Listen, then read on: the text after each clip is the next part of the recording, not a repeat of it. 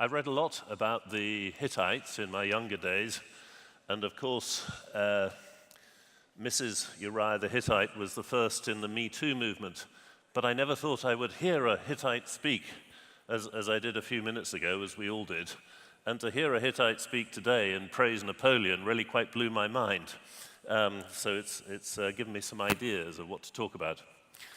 I've been asked to talk about investment and how funds view restaurants and gastronomy.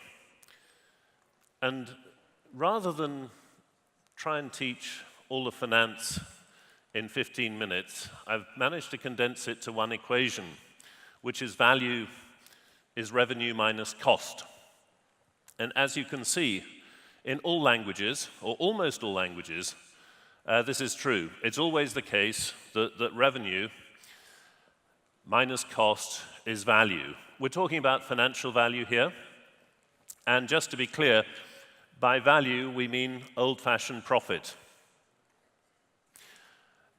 This is the only equation that you need to know in finance, if you only know one, because everything else derives from it. A number of people have tried to disprove this, mainly fancy English and American investment bankers and their acolytes in around 2007, 2008, and the world has paid the consequences. You can't get away from value being revenue minus cost. If you are trying to raise investment, if you're trying to talk to a fund, if you're trying to impress your investors, everything goes back to this. Actually, you all know this, and certainly anyone who owns a business, including a family business, knows this instinctively. But sometimes you will be assaulted. Your senses will be overtaken by smooth-talking consultants and investment bankers who will try and persuade you that it's more complicated. Well, I'm here to tell you it isn't. Everything actually comes back to this. And it's amazing how many bankers and consultants and so on don't know this. Now, the fund managers are different. The fund managers really do know this because they have every incentive to know it. So everything comes back to this. So my one message for you in the next 15 minutes in our journey is to remember this equation, which is true in all languages, but please don't ask me to pronounce it in Turkish. I failed the rehearsal for that. So what? There are lots of equations, there are lots of formulae, EBITDA, sales multiples, and all the rest of it, but if you hang on to this one equation, you won't go wrong. And don't be fooled, value is the new word for profit. Profit got contaminated with impurities, we might say, by the accounting profession, and you can adjust profit. But ultimately, if you're running a small restaurant, either there's enough money to pay yourself and the staff and the suppliers, or there isn't. And that's what we're talking about. And I'm taking up half a man-year here of your time. There's if we assume there's 2,000 people, 15 minutes, that's half a man-year. And it really is worth remembering this one equation in any language. Any language except Soviet Russian.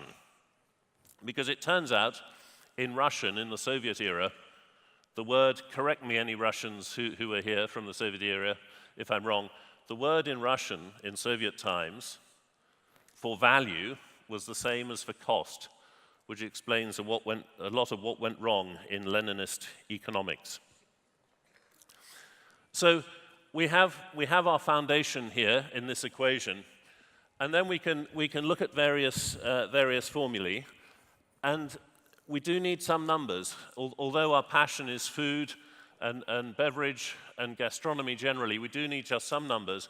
But basic arithmetic is all you need to know to do everything that any fund manager or investor will want to see from the entrepreneur, from the business owner. So here we've got one statistic, the worldwide food market turns out to be almost as, the fast food market turns out to be almost as big as the entire Turkish economy, which I think is $800 billion a year GDP, depending on how you measure GDP. But so Turkey is a little bigger than just the fast food market, and the fast food market is growing at 4% a year for the next few years. So that's a growth market, that's good. Any of these numbers and these formulae you see, if you're not comfortable with maths, and not every fantastic restaurant owner or entrepreneur is, just use basic arithmetic and relate it to something. If you don't know what it is, look it up on internet. And if you can't understand it, then be suspicious, because everything must come back to this one formula. And a good investor, a good fund manager will understand this, and they will make allowances if you don't. I've been asked to give some formulae that might be useful. There are two types of formulae that you will need when you're talking to investors or indeed managing your business. There are what we might call financial ones or external ones. So these are how you describe your business to outsiders, classically to investors. And these are things like the company should be worth X times sales. So it's a multiple. And we've got EBITDA multiples, earnings before interest, tax, depreciation, and amortization. And as we know, but the bankers don't, we don't really care about EBITDA in the real world because taxes are real, depreciation is real, or it certainly should be treated as real, depreciation ditto, and amortization the same. So there are these technicalities, but it really all does come back to this equation. So there are external or financial equations like multiples of EBITDA, multiples of sales, and that's how you persuade or argue to your investor that you're creating value. That's the first type of formula. The second type are the internal ones that you use for managing your business. So, do you know what your most profitable dish is? Do you know which suppliers are giving best value? This can take a lot of work. One of England's most successful investors and managers in gastronomy told me that the biggest thing he'd learnt in his life was when he was managing the rib room, which I'm sure you all know, the rib room in the Carlton Towers Hotel, now the Carlton Towers Jumeirah Hotel in London, one of my favorite restaurants outside Turkey. And he said the most useful thing he'd learnt was that you have to, or what they did was they wanted to make sure they were profitable and gave good service. And this is a very difficult balancing act to make sure it's valuable for your investors and for your customers and for you. And it's very easy to go to an early grave through the stress of not managing that well. So my friend, in his early career, he led the project to measure at this temperature how much steak do we get, or actually it was beef, roasting whole sides of beef. At this temperature, how much do we get in weight? At this temperature, how much do we get? And at this temperature. And also, what is the customer satisfaction? What are the customers saying? Not just what are they telling us, but how much are they spending on their bills? And it was a 6-month process to work out the best temperature to cook these whole sides of beef at. And then, after they'd worked that out, then they designed ovens especially for it. And he said, oh, the Americans are best at this. The English weren't very good. The English were not bad at sort of front office and impressing people and all the customer-facing stuff, but the actual mechanics inside the kitchen. So a metric there is very simply what temperature. So anything you can measure, you can improve. So you've got these internal things. What's your most profitable dish? What's the turnover of tables? What's your stock turnover? So those are internal. So when talking to investors, you need to show that you've got some external ones and some internal ones, or you know how to create them, and that's part of your story. So you're telling this story. Value is revenue minus cost. And each one of these you can break down. It applies macro, big picture, to the whole business. It applies from different points of view. You, your investor. Don't forget your staff. One of the most important things in a restaurant, the poor people who work at the tables. If they don't feel their jobs are valuable, then you have high staff turnover, which is a problem anyway. So you can use this formula for them, and you can go down into each one. So keep that in mind, and whatever formulae your investors like, learn what it means, but it will come back to that. And if you can't relate it back to that, it means you haven't understood it.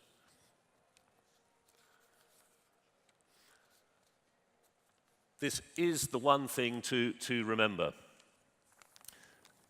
But putting it all together, on the human side, I'd like to leave you with a model in the shape of Turkey, of course, or the flag.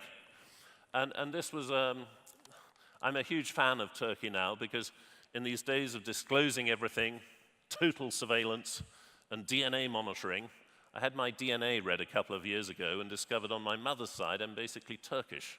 And ever since then, I've been a huge fan of Turkey. And I agree with Napoleon that Istanbul clearly is the capital of the world.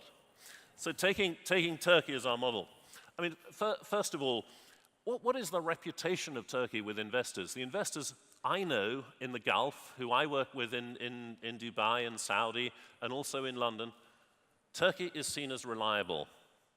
If the Turks are in charge of something, it's probably going to work, because they're hardworking, they're logical, and they know what it is. And that doesn't apply to all countries. I shan't embarrass the countries to whom it doesn't apply, but it doesn't apply to every country. Turkey, broadly speaking, is seen as reliable. If the Turks are there, an investor friend of mine told me when I was preparing for this, if the Turks are there, we're pretty sure it's going to work. And the Russians say that, and the investors in, the Arab investors, and the ones in London. So Turkey's already got a good start. These are the 5 things I think that you have to tie together using this equation. You've got to start with the aim.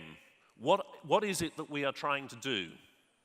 A friend of mine in London, one of my greatest friends, I'm sure he's going to die early because he's running a brilliant restaurant and a brilliant club and a brilliant venue, conference venue, and a subscale hotel that's about 4 rooms too small to make a profit, and a professional trade association, and he's trying to save the planet. These are all laudable aims, but he's one person with a staff of, there's no management really apart from him and his wife, and this staff of 30 young people. You know, he's got too many aims. He's killing himself. So pick an aim and focus on it. And we all know this, but it's easy to get distracted. And there are some restaurants in London which have famously gone wrong because the celebrity chef behind them thought, I can do this, I can do that. Well, you can do everything, of course, but you can't do it all at once. So the most important thing, or one of the most important things, is the aim. What is the aim? People, incredibly important. Jumping to the middle, people, incredibly important. And the translators can translate this into Hittite, I'm sure, for people who are in Hittite. People, very important. You've got your customers. If you've got no customers, you've got no business. And the customers have to see value. But think of your staff as well. How are you going to attract your staff? They've got a value perspective. Between the aim and the people, you've got process. Process is the difference between a small business that won't grow and a small business that will grow. It's very easy to forget. It's very easy to write it off as boring, but it's absolutely critical process. And if you want to expand, and first of all ask yourself, do you want the hassle of expanding? But if you want to expand from a small business to a large business, you have to have process.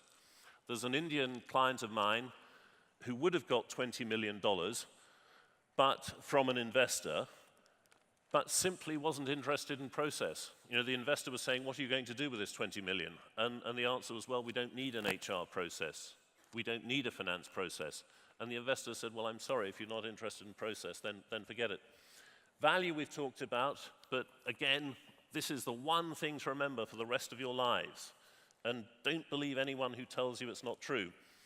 And then between people and value, we've got culture. And culture is incredibly important. Some people may ask, why isn't strategy there? And the answer is, not because strategy is a Greek word, but because culture eats strategy for breakfast. And if you get the culture right, then everything works. And it's going to work anyway because it's Turkey, and Turkey is wonderful. Thank you very much.